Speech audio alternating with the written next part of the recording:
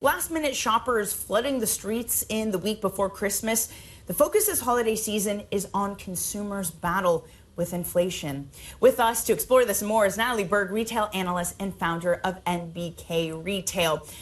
Natalie, we know from the figures of Black Friday shopping that it was a clear disappointment for a lot of retailers. What does that tell you about the holiday shopping season in general, and how we'll reflect back on it?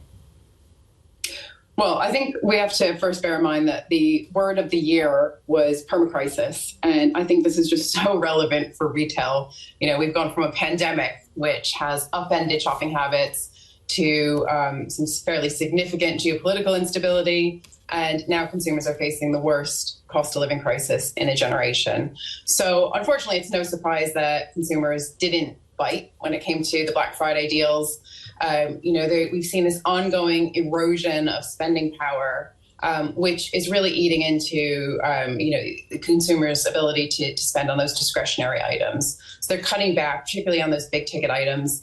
And I also think there's an element of promotion fatigue here because retailers are sitting on so much inventory at the moment. Because here in the UK we've seen, although it has turned cold recently, we have had an unseasonably warm autumn. So that's meant that retailers, particularly fashion retailers, have been sitting on a lot of stock.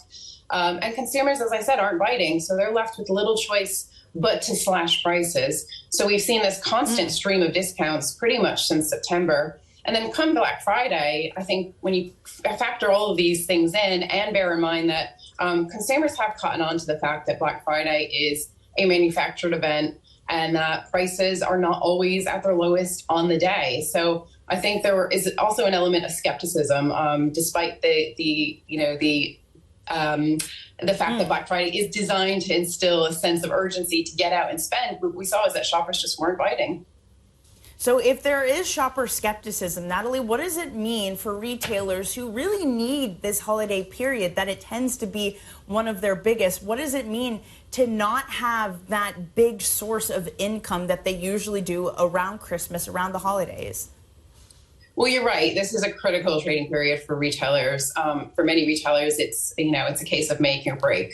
So the next few days in particular are going to be critical. And I think the fact that, Black Friday was a bit of a damp squib, it doesn't bode well for January. It doesn't bode well for the Boxing Day sales because, Black Friday, that was a chance to really kickstart holiday spending. And that didn't happen. I think that really shows that, consumers are tightening their belts in a way that we haven't seen for a very long time. And so post-Christmas, I think Christmas isn't going to be canceled. Consumers, especially after the past few years, we are looking, to relax a little bit, to celebrate, and it's not canceled, but I think consumers are certainly going to be very cautious in how and when they part with their hard-earned cash. But looking ahead to January, I think January is going to be a bloodbath. There's going to be a ton of discounting on the high street. We've already seen here in the UK retailers like Amazon, retailers like IKEA offering pre-Boxing Day sales. We still have a few days to go. So I think it just shows, the state of the sector and the need to clear that inventory ahead of the new year. Natalie, talk to me about the K-shapedness of this, because we have seen earnings from a lot of luxury goods sectors. That seems to still be holding up. Absolutely. And I think that's what's so interesting about this current crisis that we're in that, it is very different to past recessions. And I think, again, there are some silver linings as well, looking ahead to 2023, in that, I think there are some signs for cautious optimism in that unemployment still remains incredibly low in this country compared to previous recessions as well. And also that retailers are starting to see some signs of deflation when it comes to prices being quoted for future raw materials. So I think that's important to bear in mind. There are some reasons to be optimistic for next year. But the K-shaped consumer profile is really interesting because, it just shows how challenging it is for retailers right now to get their messaging right.